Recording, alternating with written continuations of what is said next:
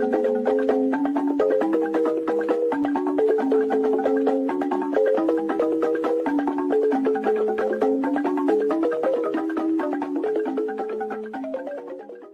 want every one of you to remember these three words. Nigerians, we are no more. Southeasterners and Southerners, we cannot become. And Biafrans, we must be. A servant of the wonderful people of Biafra. We are live and we are direct this very morning, afternoon, or night, depending on where you are. And we start this very day by making it abundantly clear that the greatest enemy of a black man is the way that we reason.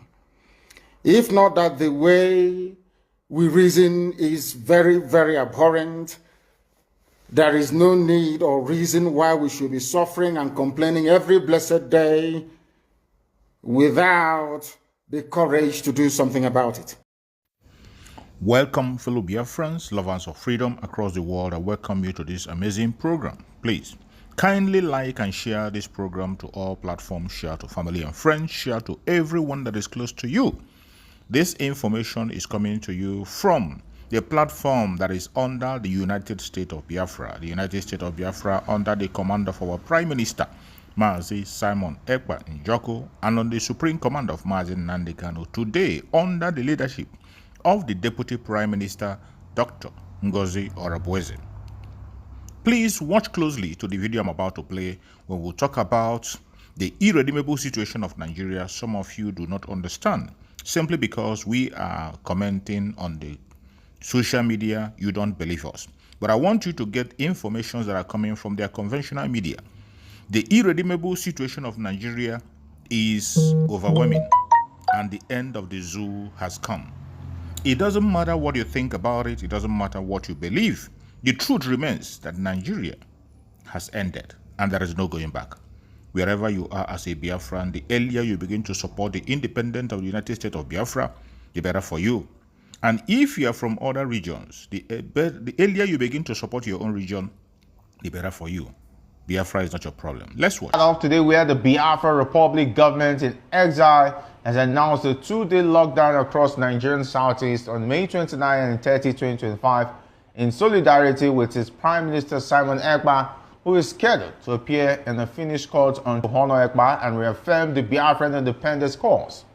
Finnish authorities arrested Ekpa in November 2024, accusing him of inciting violence and financing terrorism via social media campaigns that allegedly targeted civilians and Nigerian authorities. The group has also accused the NAFDAC of economic persecution following the sealing of traders' shops in Onitsha and the imposition of steep fines. Additionally, the group issued a stern warning to the Ohanese leadership, urging them to cease actions perceived as undermining Biafra's independence effort. Meanwhile, the indigenous people of Biafra, IPOB, condemned the timing of Ekpa's court date, calling it a distraction from the ongoing trial of their leader, Nnamdi Kanu, and alleging foreign conspiracies to delegitimize the Biafran struggle. Today, I'm delighted to be joined here in the studio. We have Mr. Peter Adasike. Mr. Adasike is a philosopher, development economist, and best-selling author. He is also an erudite commentator on economy, finance, politics, and power. Great to have you join us. Thank you for having me. And of course, joining us virtually from Port Harcourt on the issues tonight is Dr. Eric Thomas. He is a public affairs analyst, a consultant, obstetrician, and gynecologist. Good evening. Great to have you join us on the issues.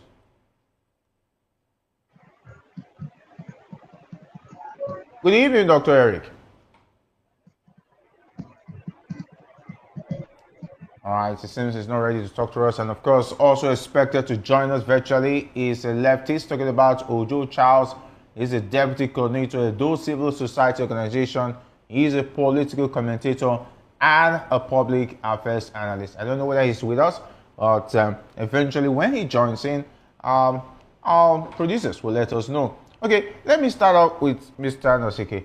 Take a look at the situation. Given the rising influence of the exile-based movement like the ECPAS group, how should Nigeria and the international community respond to non-state actors inciting domestic unrest from abroad?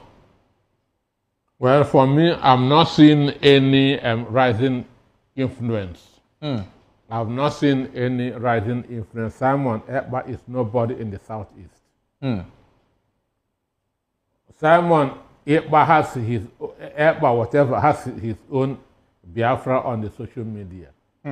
When people who are talking about Biafra comes out, I'm sure that Simon Ekpa will not be anywhere to be found. So there's nothing like a rising influence. And the person that we know that is fighting for self-determination is Nnamdi Kanu. And currently, he is being persecuted by the Nigerian state. Simon Ekpa committed that's an act of terrorism, and he's going to court to answer for it. Because as long as I know, all his statements, all his utterances confirms to the word terrorism, because of responsibility to the murder of policemen, of the murder of soldiers, those are what terrorists. So for me, Simon Ekpa is a terrorist. And it is only criminal elements in the Southeast that are identifying with him. It's only criminal elements in the Southeast that are identifying with him. He has confessed that what he is doing is skating, that he's a content creator. So a real soldier doesn't deny what he is doing. A real soldier doesn't deny his people. Understand? Using the Greek philosopher Socrates as an example, when he was thrown into prison, and the prison superintendent called him, said, "Come, I will help you to escape." Socrates said, "No. If I escaped, it means I'm not convinced in what I am. If I'm convinced, if I escape, it means I'm a coward. That he will stay in the prison and face the penalty, which is a death sentence." So Socrates was in prison until they brought hemlock to him, and he drank it and died. That's how heroes die. That's how great people die. Great people don't begin to change statements. You were shouting Biafra yesterday. You were calling yourself the Prime Minister of Biafra in diaspora, and today you say no. That what all you are doing is content creation. For me, that's an act of cowardice. And I have been saying it over and over that what he's doing is duping people. What Simon Ekpa is doing is defrauding people, using a Biafran struggle to make money, which is the exact thing that Asare Dokobo, Ateketom, and Tompono did, using all the problems of Niger Deltas to become millionaires and billionaires, which is wrong, which is very, very wrong. So Simon Ekpa is a terrorist, and he is going to court to face the law. All right, we understand that Dr. Eric Thomas and, of course, the other virtual guest talking about the leftist, Ojo Charles, who's the deputy coordinator of those civil society. I want to start with Dr. Eric Thomas. Welcome to the issues. Yeah. Good evening, Dr. Eric. Good evening. All right. Okay, before I go over to the man from Edo State, Let me take it up with you, Dr. Eric. Taking a look Yes. at this situation, is the 2-day lockdown a legitimate act of civil disobedience or a strategic manipulation that endangers civilian livelihoods and security in the Southeast? I've always said it. In fact, maybe before I start talking, you would have probably known my answer. But let me say it for the often time and for the benefit of those who have not been listening to me about this, who have not been opportune to hear me talk about all this IPOB, and the Kano or stuff like that. Let me say now, any struggle, you are fighting for is a fraud, is criminal. If you have the love of people to the extent that you are fighting for them and you claim you can lay down your life for them, why do you kill them? Why do you inconvenience them? Why do you force them against their will? You must have a situation where it has to be organic. Hello? Hello? Yes, we can hear you, Dr. Eric. Okay, fine. A situation where it's organic. Let people follow you. You don't force people. And let me tell you, or tell us, I know from my experience in this world, no matter how noble your actions, acts, talks will be, not everybody will support you. Not everybody. Some might not even support you just because of envy. Some because they are already evil and they don't want anything that's going to be put aright because they benefit from confusion. Then some, which will be majority, will not support you.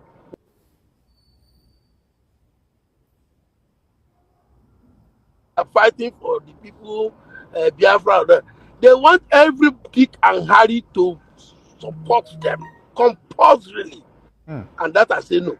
So I don't see anything reasonable about civil disobedience, blah blah blah, all those sort of things. No, I have always said it that people like Nnamdi Azikiwe, they fought for our independence, which is even higher than what we are doing now here, without lifting a finger in arms.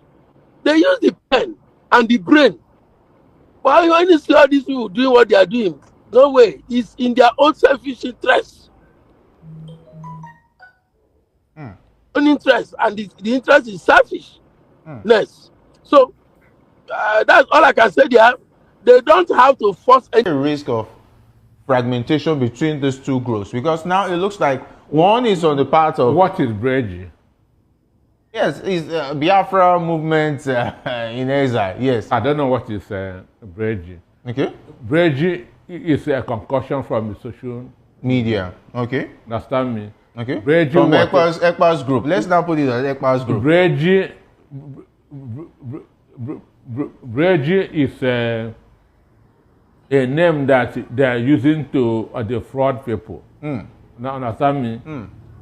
Breji is a name that they used to defraud the people. So it doesn't. There's Simon Ekpa told you that he's a content creator. So it's more like a content. But for me, he's a criminal. Simon Ekpa is a look. Most of these people don't know how this issue started. They don't know how these issues started, and they're assuming that there's time. I have given you that the real history of all these things. When Mossab was being formed in 1999, in 1998-1999 at Okota, Christian Wachukwu Street, I was there. 1998-1999, I was among those that was telling Owazurike, remove this word sovereign. Remove this word sovereign because it's going to cause a problem. Owazurike said no, that the stronger or the worse, the better. That it was in Christian Wachukwu's house in Okota that this argument was going on. Understand? Owazruke used to call me his SA media. Understand me? He was telling me now that I'm with him, when Biafra materializes, that I'll be Minister of Information. That it is the people around him that are going to be given positions. Understand? So, but he said I should buy my membership card, I should buy my identity. I told him, Chief, I did not pay to become a Nigerian. Therefore, I cannot pay to become a Biafran. Because as a journalist, I'm looking for strong stories to sell my paper. Understand me? So that is why I was going to see him. That was why I was going to see Mfenda. Understand me? That was why, that's how Asare Dokobo, Ateketom, and others become my friends as a journalist, because strong stories sell paper. And these people, then there's one other guy, National Publicity Secretary of a John National Congress, Eva. Joseph Eva. Joseph Eva. These are my very good friends, because Joseph Eva calls Obasanjo all kinds of names. Understand? If you interview Joseph Eva, you need to dilute what he's saying.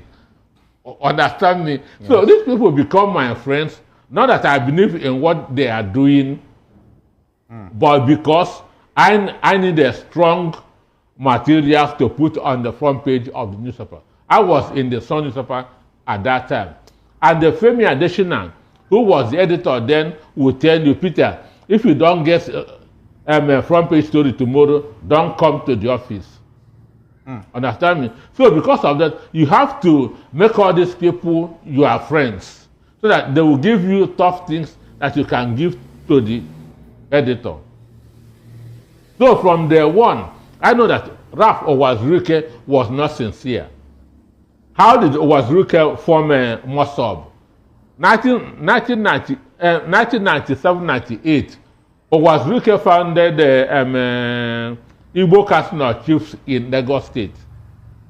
Because Owazruke and Rochas Okori were Ojukwu's food boys.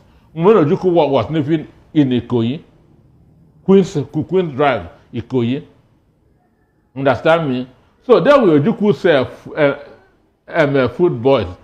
So when he formed the National Igbo Casino Chiefs, they were going everywhere, crowning Igbo, and making money. So 1998, Owazruke was sacked for embezzling 380,000 naira. Most people don't know this story.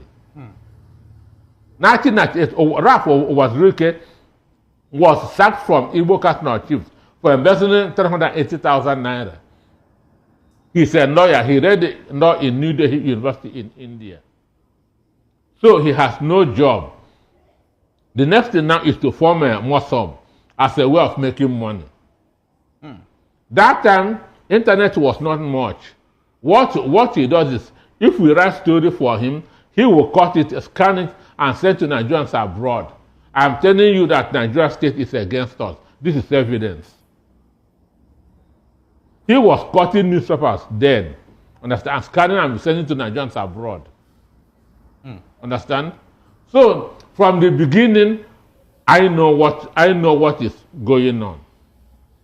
So are you saying that there's a hijack of the struggle by these various bodies? No, everybody is looking for ways of making money, including Nnamdi Kanu. Everybody is looking for a way of making money. And the detriment of the legitimacy of fighting for Biafra? Do you know in 2006, Igbo women wrote to Queen Elizabeth, understand, about the harassment of Igbos. When it got to Buckingham Palace, The secretary of Buckingham Palace stamped and signed, acknowledged. Owazurike, that petition got back to Owazurike. Owazurike was showing people that Queen Elizabeth has accepted Biafra. See her stamp and signature.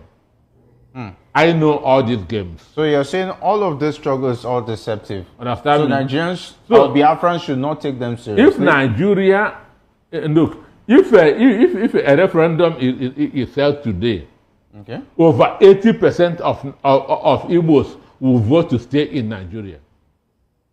So what's all this agitation for? Why does it look like two individuals can come up, set up a group, and a lot of people are following them? There's no two individuals. Okay. There's no two individuals. Simon Ekpa is a scammer. Simon Ekpa is a scammer. So what's the job of the Easterners from identifying him as a scammer and maybe exposing him as a scammer? It is gullible people that are, many of them don't have the information that I have. Many of them don't have the information that, a lot of the time, if Owazuruke's wife's name is Ngozi, anytime Owazuruke is arrested, I'm the first person she calls. But they don't have that's all this information. Understand me? They don't have. So Nigerians are fond of using people's problems to make money. That's how Asari Dokobo becomes rich. 2002, 3, 4, 5. Anytime Asari Dokobo comes to Lagos, he calls me. Understand? Because all of us thought that we are fighting for better Nigeria. But I don't know that some people are using it as an opportunity of becoming rich. Understand? So many Bible said people suffer for lack of knowledge. So there's no way with what I know that Simon Ekpa will say Biafra. I told Owazuruke I did not pay to become a Nigerian. Why must I pay to become a Biafran? Very interesting. All right, let me now go to Dr. Eric Thomas, who is standing by.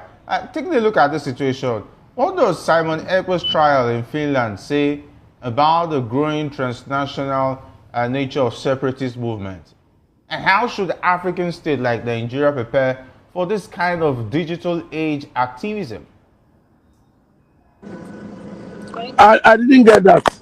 Yeah, we're taking a look at Simon Ekpa's trial in Finland. What does this say about the growing transnational nature of separatist movement?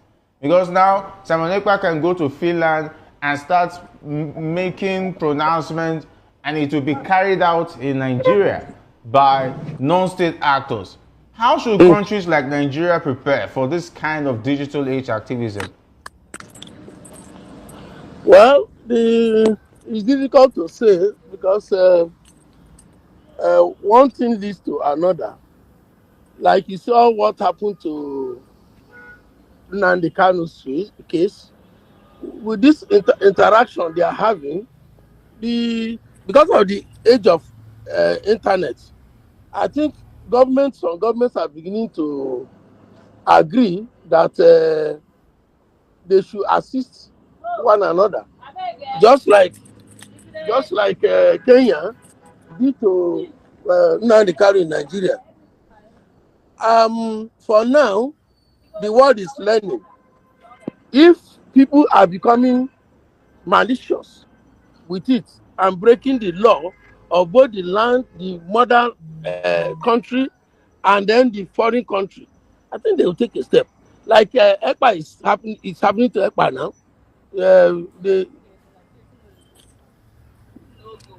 So they will now say that we are now in an era where everybody has to be very, very careful, and governments are going to be careful too. So I believe that when the issue becomes a problem, there will be a solution to it. And the solution will be simple. We are talking about CIA now and then security situation. Because you can't stay in another country and then instigate mayhem in another country, and we expect law enforcement or a responsible government will also have the menace that such situation will cause. But as a matter of fact, it is a threat to global peace. That somebody will stay somewhere where he thinks that he has more freedom of speech, and then to be undermining his own country or even another country, it will not hold water for long. And the example is being shown. Even the EPA and then the Kanu, they are seeing it. And that is what is telling on them now. Okay, let me go to Mr. Instigate, because there was also the fact that IPOB is not happy that the trial is almost on the same day with Nnamdi Kanu's, and they're saying this is a distraction, and taking a look at the lockdown and so on and so forth. The conflict of interest. No. Okay. It's a coincidence, understand? It's a coincidence. I'm from Momoa here, understand me? And go and check the history of Igbo people, understand? About Umuahia people, understand? So the issue is Nigeria government and Finnish government are not working hand in hand. We were told as far back as December that Simon Ekpa's trial will begin in May. And these are Methodists, understand? These Westerners, they are Methodists. They follow methods, they follow process. So it's just a coincidence that it happened. Nothing concerned them with 30th of May, which is Remembrance Day. So it is but for knockdown in the East, there's not going to be any knockdown in the East tomorrow. How sure? There's not going to be any knockdown in the East tomorrow. Normally it was on Mondays, and tomorrow is Thursday. That's looking like a different... There's not going to be any knockdown in the East tomorrow. How confirmed is this information? You will use this and confirm. You say I'm rising influence. I was the public secretary for Haneze Ndigbo, Southwest as a whole, for 7 years. Okay, and there's even a warning to the Haneze Ndigbo by IPOB. I know how Igbos think. That's the most important thing. I know how Igbos think. So there's not going to be any knockdown in the East tomorrow. If there should be any knockdown, it's going to be on the 30th. Ordinarily, tomorrow is a public holiday. So you're not going to expect people. So when people don't go to work or don't go to school, it is not that they are obeying what that I want to put this on the table. Tomorrow is May 29. Okay. Understand me? So when people don't go to work or don't go to school, it is not that they're obeying what Simon Ekpa people said, just because tomorrow is a public holiday. Okay. Then on the 30th, understand me, which is a Remembrance Day, Biafran soldiers are supposed to be remembered, but it must not be compulsory. That's my stand. It must not be anything compulsory on earth. It's a violation of our fundamental human rights. Understand me? Even going to church is not compulsory. Going to a mosque is not compulsory. That's why I kicked against this compulsory voting, which I told you that it would never work. Yeah. And they have withdrawn it. Yeah. So Biafran soldiers are supposed to be remembered because they put up gallant fight. They are heroes. What they did in 3 years, Nigerian army cannot do it in 30 years. What Nigerian soldiers did in 3 years, using coconut water to fly aeroplane, Nigerian soldiers cannot do it in 30 years. So those guys are supposed to be remembered. But I'm against making anything compulsory. It infringes on our fundamental human rights. If you say nobody will come out, what if somebody is sick? Understand me? What if somebody is sick? So the Biafran soldiers are supposed to be remembered. Okay. But enforcing it that everybody must stay in the house, I'm struggling against it. All right, let me go back to this conversation because of time, where Senate Chief Whip and former Abia State Governor Orji Uzor Kalu has strongly defended President Bola Tinubu's economic reforms, blaming Nigerians' current hardship on what he described as a widespread culture of laziness and reliance on easy money. Speaking at the National Assembly, Kalu praised Tinubu for being the first post-independence leader to take bold, long overdue steps such as fuel subsidy removal and foreign exchange rate unification. Kalu argued that Nigerians had grown used to speculative gains and unproductive income sources, and that while the reforms are painful, they are necessary. After watching this video, now you understand very well what we mean when we say that Nigeria is irredeemable. When we call for the disintegration of Nigeria, you will now understand. There is no plan and there is no way Nigeria will survive in the dish that it is today. And Nigeria continue to deepen into more failure, into more disaster, into more insecurity, and into more economic instability. The earlier we begin to think wisely and focus on the solution, which is disintegration, the better for all of us. It is not a selfish request. It is not just about the Biafran. It is about humanity. If you want to save humanity, you must support the disintegration of the contraption called Nigeria. Divide the country along people that have same value system. People that have same value system. The Oduduwa people, the Middle Belt, the Northerners, and the Southeastern and the Biafrans. That is the only solution. No matter how you try to run away from it, it will continue to haunt you. Thank you, and let's keep watching. Go to comment section and share your comments.